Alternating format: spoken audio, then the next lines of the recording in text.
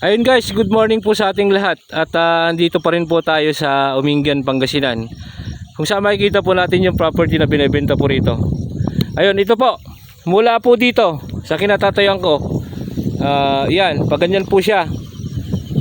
Pag ganun po. Hanggang dun po sa mga kahoyan na yun. Tapos diretso po doon. May ano po ito. May half hectares. Yan po yung nabubukid niya. Yan po. Half hectares po na nabubukid. Yan.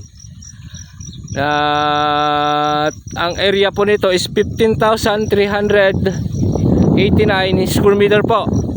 15,389 square meter po. Mahigit isa't kalahating hektarya yung property na to. Ayan, napakagandang farm po ito.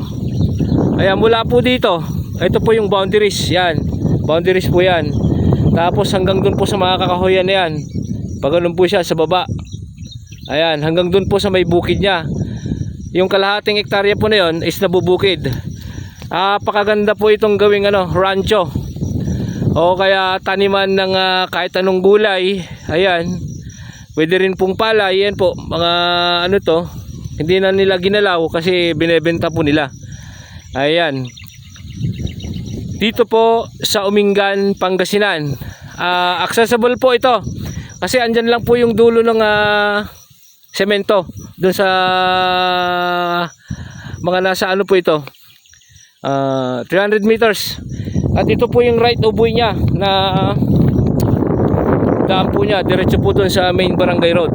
Right of way po ito na binigay po ng barangay para makapasok po ang mga farmers dito sa looban. Ayan po, napakaganda yung property, titulado at tax updated po. Buhay pa yung may-ari pare Ayan, buhay na buhay po yung may-ari. Just in case po na gusto nyong ma-view itong property, gusto nyo rin po makausap yung may-ari ng lupa, ida-direct ko po kayo. Kayo po bahalang tumawad sa may-ari po ng property. Ayan po, buhay na buhay po yung may-ari ng property.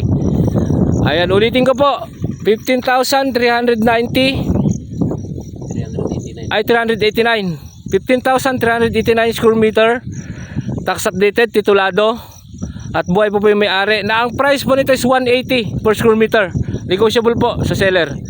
Ayan, Umingan, Pangasinan po.